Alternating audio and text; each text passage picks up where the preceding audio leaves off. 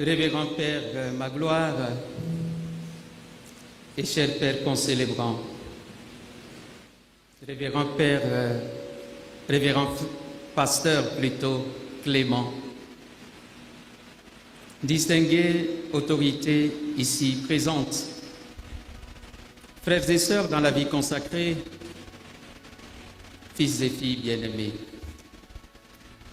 permettez-moi tout d'abord de reconnaître au milieu de nous la présence des autorités ou des représentants des autorités en charge des affaires maritimes de notre pays.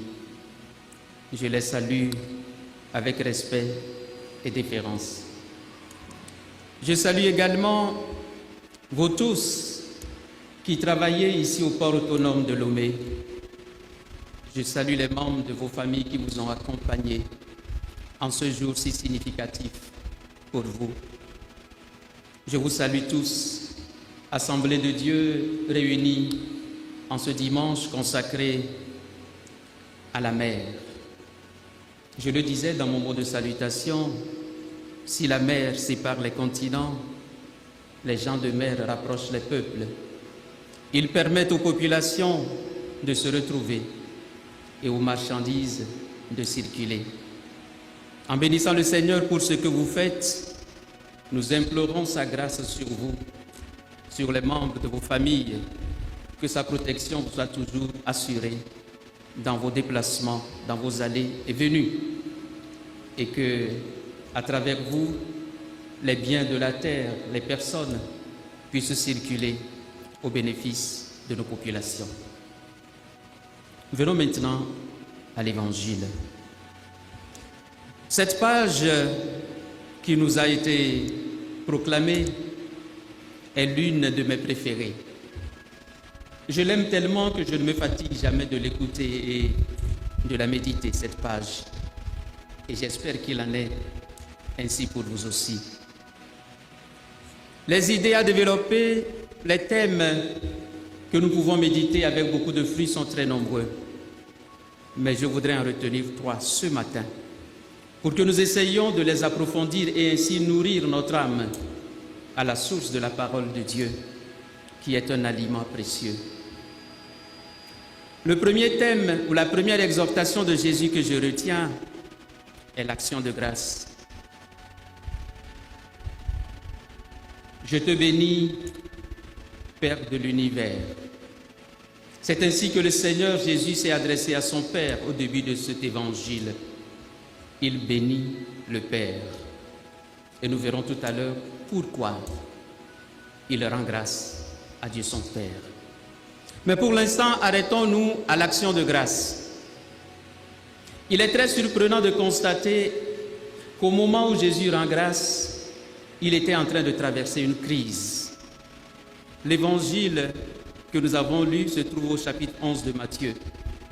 Quelques lignes plus tôt, au chapitre 10, Jésus venait de faire le bilan de sa prédication à Bethsaïde, Chorazine et Capharnaüm. Cela s'est conclu par un échec total. Nous le savons bien.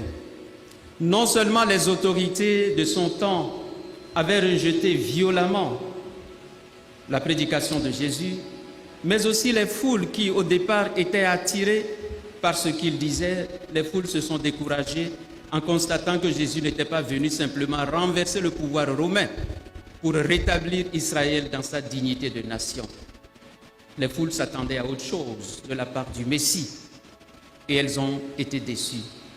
Progressivement, elles se sont retirées. Nous savons déjà, nous connaissons l'épisode où Jésus, se retournant vers ses apôtres, leur a demandé s'ils voulaient partir eux aussi. Et Pierre a eu cette lumineuse réponse: à qui irions-nous, Seigneur?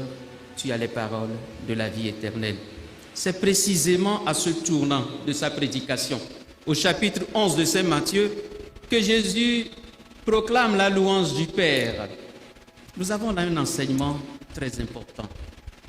Habituellement, nous rendons grâce quand tout réussit pour nous, quand le succès est au rendez-vous, quand nos affaires marchent, quand nos noms plutôt sont sur toutes les lèvres, quand nous avons le vent en poupe, quand tout n'est que réussite et succès dans nos vies. Alors, notre action de grâce est spontanée et simple. Mais Jésus nous dit ceci, même dans les moments d'épreuve, même lorsque vous avez l'impression que tout va de travers, même lorsque vous avez l'impression que tout chamboule, rendez grâce. Il n'est pas facile de rendre grâce lorsque les choses vont mal. Mais l'exemple que Jésus nous donne ce matin est précisément cela. Sachez rendre grâce, même au moment où vous avez l'impression que tout va mal, que Dieu est absent, que rien ne réussit dans votre vie. Vous connaissez bien cette anecdote d'un prédicateur du nom de Matthew Henry, un grand prédicateur qui un jour en rentrant chez lui a été agressé et dévalisé. On lui a volé son porte-monnaie. Il arrive à la maison, il se met en prière. Qu'a-t-il dit au Seigneur? Vous serez surpris. Nous nous attendons à ce qu'il dise, Seigneur, pourquoi as-tu permis que ton prédicateur soit agressé? Pourquoi as-tu permis qu'on me vole mon argent? Écoutez plutôt ce qu'il a dit dans sa prière. Seigneur, aide-moi à rendre grâce pour ce vol, parce que c'est la première fois qu'on m'a volé. Des gens ont été volés tant de fois, mais pour moi, c'est la toute première. Aide-moi à te dire merci, parce qu'on m'a volé des biens, mais on n'a pas pris ma vie. Je suis encore vivant. Merci Seigneur. Aide-moi à te dire merci, parce qu'on m'a pris tant de biens, mais ma maison est toujours là. On a pris peu de choses par rapport à tout ce que je possède. Aide-moi à te dire merci, parce que c'est moi la personne volée, ce n'est pas moi le voleur. Vous avez entendu? Il rend grâce même pour un vol qui a été commis sur lui. Pourquoi? Parce qu'il sait qu'on lui a enlevé des choses. Ce qu'il a de plus important lui est resté, la vie. Si nous sommes vivants, avons-nous des raisons de ne pas rendre grâce au Seigneur? Peut-être nous avons perdu tant de choses, mais la vie qui est le cadeau le plus précieux, nous la conservons. Il y a tant et tant de raisons pour lesquelles nous devons dire merci au Seigneur, mais souvent cela nous échappe. Apprenons de Jésus ce matin à rendre grâce. Mais quelque chose est très surprenant dans l'action de grâce de Jésus. Que dit-il? Je te bénis, Seigneur, Père de l'univers, du ciel et de la terre, parce que tu as caché ces choses aux savants et aux intelligents, et tu les as révélées aux tout petits. Cela nous choque un peu. Dieu aurait-il vraiment caché des choses aux sages et aux savants, et qu'il aurait révélé seulement aux tout petits? Ce serait une injustice de sa part. D'ailleurs, un auteur humoriste italien qui se proclamait athée a dit ceci: je ne crois pas en Dieu. Je pense qu'en la fin de ma vie, tout sera terminé. Mais si d'aventure, je me rends compte qu'il existe un Dieu et un ciel, quand j'arriverai devant le trône de Dieu, ce n'est pas lui qui me jugera, c'est moi qui le jugerai. Et je lui reprocherai de ne m'avoir pas donné la foi. Vous entendez? C'est presque un blasphème. Il dit, bon, ce n'est pas Dieu qui me jugera, c'est moi qui le jugerai, parce qu'il ne m'a pas donné la foi. Lorsque nous entendons Jésus dans la déclaration de ce matin, n'avons-nous pas un peu l'impression que la foi a été donnée à certains et qu'elle n'a pas été donnée à d'autres? Soyons sincères, ne l'avez-vous pas pensé? Et pourtant, Dieu ne peut pas être si injuste de réclamer aux hommes ce qu'il ne leur a pas donné. Le langage utilisé ici par Jésus veut souligner quelque chose et ne tombons pas dans la confusion. D'ailleurs, rappelons-nous le passage de Matthieu au chapitre 13, là où il parle du semeur. Que nous dit-il? Le semeur est sorti pour semer et il a répandu le grain à profusion. Du grain est tombé au bord du chemin, les oiseaux sont venus les picorer, ces grains. Il y a des grains qui sont tombés sur une terre rocailleuse, sur la pierre. Elles ont commencé à pousser, mais faute de racines, les jeunes pousses se sont séchées. Il y a des grains qui sont tombés dans les ronces. La croissance a été stoppée par la présence des ronces, par les épines. Mais du grain aussi est tombé dans la bonne terre. et elle a porté des fruits à hauteur de 100 pour un grain et davantage encore. Le Seigneur a répandu sa parole sur tous les terrains. Il n'a pas fait d'exception. Seulement, ce qui a empêché les sages et les savants de reconnaître et d'accueillir la parole semée, c'est leur orgueil. Oui, quand Jésus parle de sages et de savants, il ne se réfère pas à ceux qui ont de grandes connaissances, mais il se réfère à une attitude du cœur. On peut être ignorant et avoir un cœur de savant, c'est-à-dire on pense déjà tout connaître et on n'est même pas ouvert à accueillir la parole que le Seigneur nous envoie chaque jour. C'est d'une attitude qu'il s'agit. Et cela nous conduit justement à la deuxième exhortation de Jésus. Apprenez de moi que je suis doux et humble de cœur. Doux et humble de cœur. L'humilité. C'est le Fils de Dieu qui s'exprime ainsi. Du Dieu Tout-Puissant, Créateur du ciel et de la terre, c'est lui qui dit qu'il est doux et humble de cœur. Là encore, ne nous trompons pas. Souvent, nous avons de l'humilité, de fausses conceptions qu'il importe vraiment de corriger. Nous pensons que l'humilité consiste à s'établir un peu dans la médiocrité. Nous pensons qu'on est humble lorsque on occupe toujours les dernières places. C'est un blasphème. Confondre l'humilité avec la médiocrité est un blasphème, je le répète encore une fois. Ne pensons pas honorer Dieu lorsque nous nous complaignons dans la médiocrité. Dieu nous a fait pour que nous tendions vers quelque chose de beau et de grand. Oui, l'humilité ne consiste pas à vouloir s'installer dans la médiocrité. Moi, je ne veux pas étudier, je veux être dernier de ma classe parce que je veux être humble. C'est faux, tu es paresseux, c'est tout. L'humilité ne consiste pas à laisser tomber toutes les qualités, toutes les potentialités que le Seigneur nous a données pour s'installer dans la médiocrité. Si quelqu'un le fait, il blasphème contre le nom de Dieu.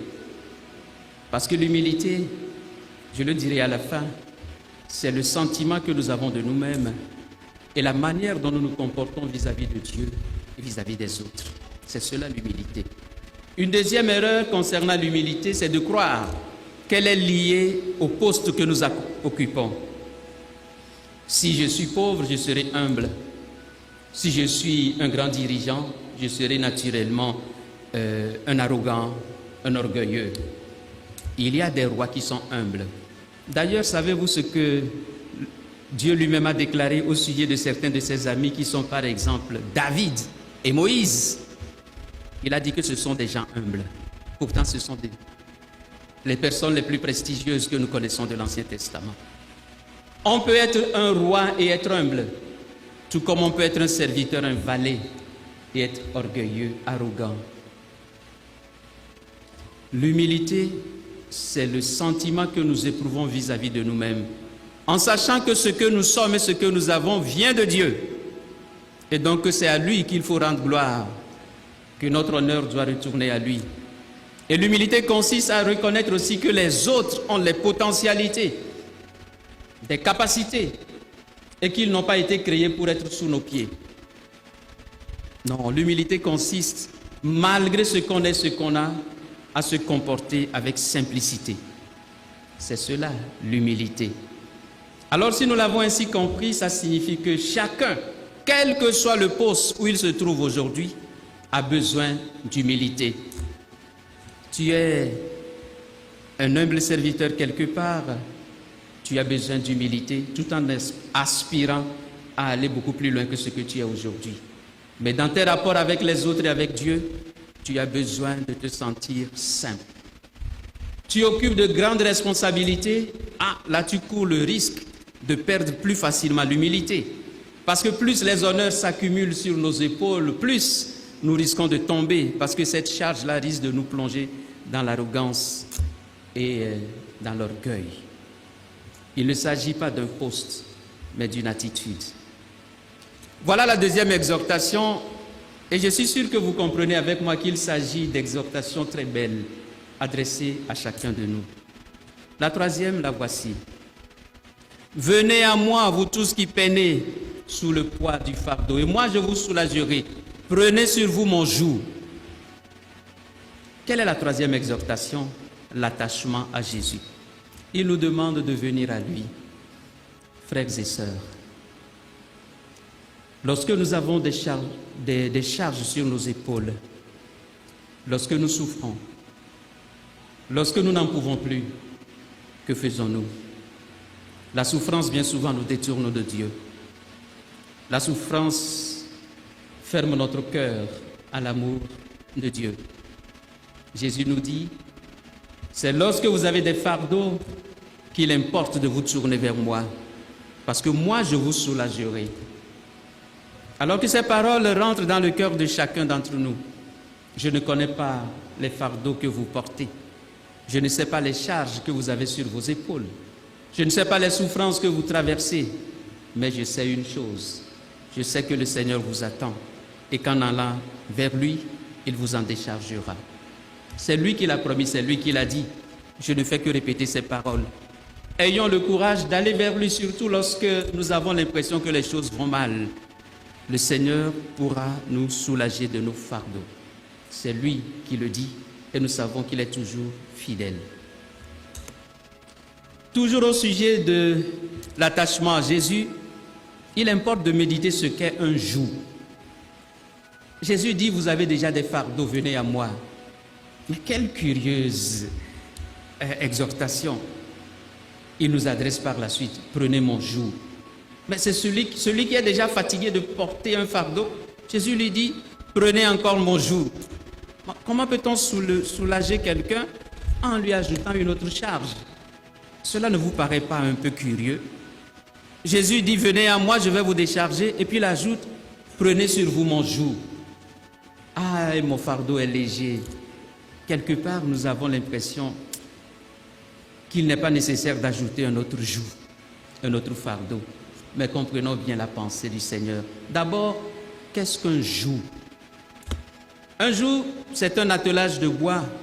Habituellement, ça peut même être un attelage de fer qu'on met sur deux bœufs pour les tenir ensemble, pour le labour d'un terrain, de façon à ce que celui qui est le plus fort n'avance pas tout seul, mais qu'il tienne compte de l'autre.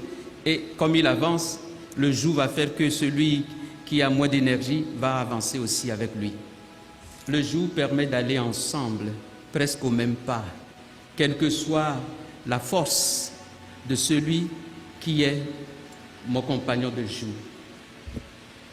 Oui, le joug peut être comparé à un poids que l'on porte, mais le joug nous permet d'aller dans la bonne direction.